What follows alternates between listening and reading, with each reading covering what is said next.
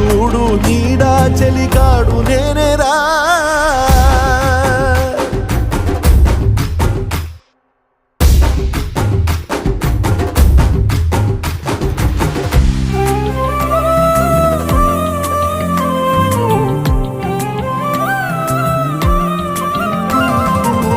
కాస్త ముందు కనబడుంటే కాడు మల్లయ్యా, ఆస్తిపాస్తులన్నీ నీ కరిగిపోతాయా.